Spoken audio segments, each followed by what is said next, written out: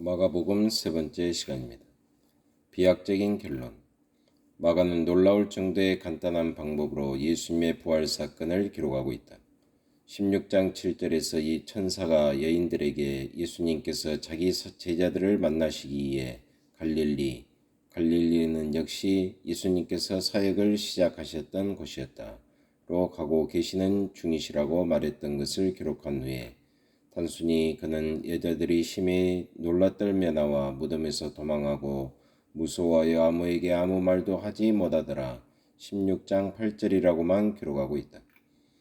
마가복음서의 이 비약적인 결론을 굳이 글을 끝맺기 위해 삽입된 위증 기록으로 읽을 필요가 없다.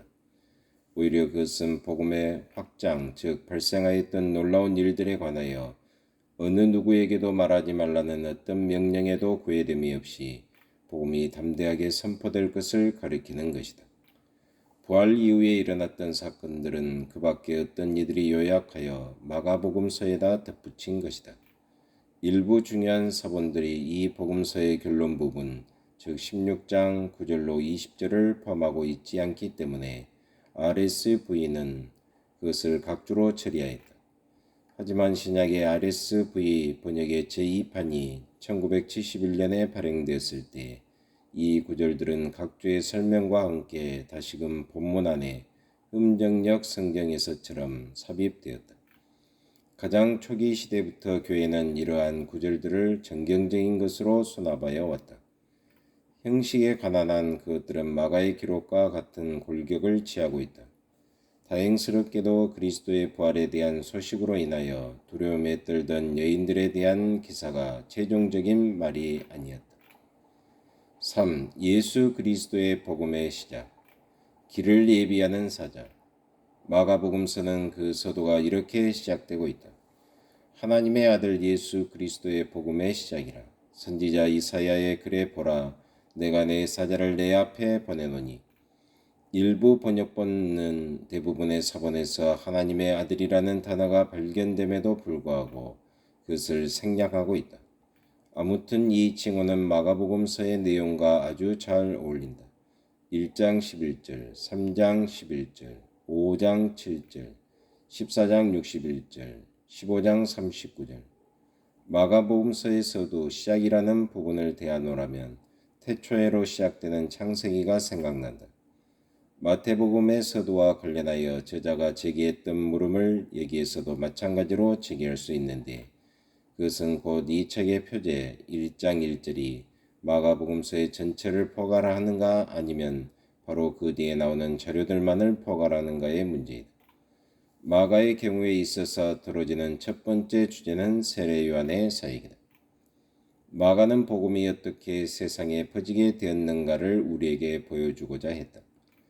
요컨대 요한은 일부 그의 제자들이 믿었던 것 같이 자신을 메시아로 지적하는 어떤 복음을 가져오지 않았다. 그렇다.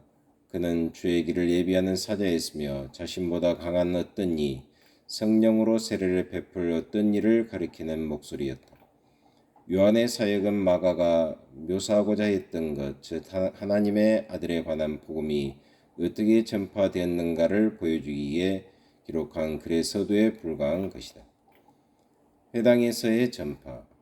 마가는 즉시 자신의 독자들에게 장차 성령으로 세례를 베푸실 분이 어떻게 먼저 세례를 받으셨는지와 성령으로 기름 부음을 받으시며 너는 내 사랑하는 아들이라 시편 2편 7절 하나님의 음성을 듣게 되었는지를 말하고 있다.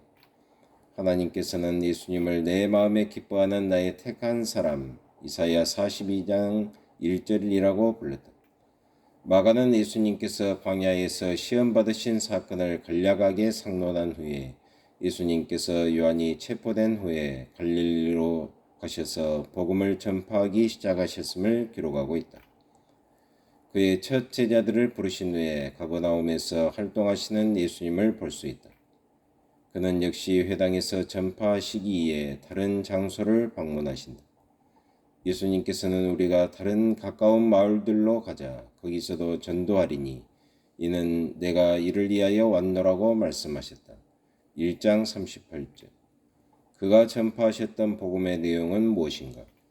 그것은 곧 운명을 결정하는 중대한 시간이 닥쳤고 때가 찼고 하나님의 나라가 가까웠으니 회개하고 복음을 믿으라. 1장 15절이었다. 이 선포는 많은 이적들을 동반하였다.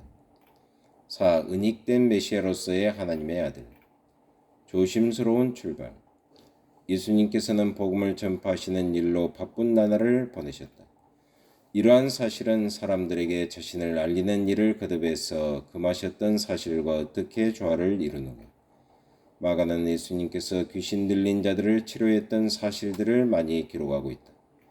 예수님은 강력한 사단을 결박하고 그의 집을 빼앗는 자이시다. 바알세불, 이 이름은 집주인을 의미한다.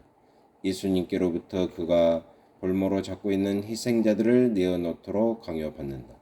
3장 27절, 1장 26절, 34절, 39절, 3장 11절. 귀신 들린 자들은 예수님이 하나님의 아들이신 것을 외친다.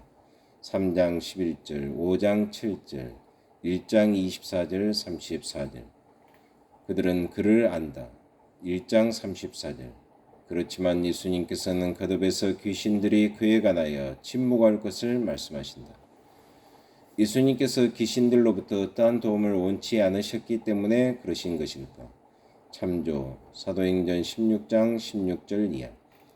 그러나 그때 예수님께서 거듭해서 자신의 병 고치는 이적들을 다른 사람들에게 말하지 말도록 구경꾼들에게 명령했던 이유는 무엇일까?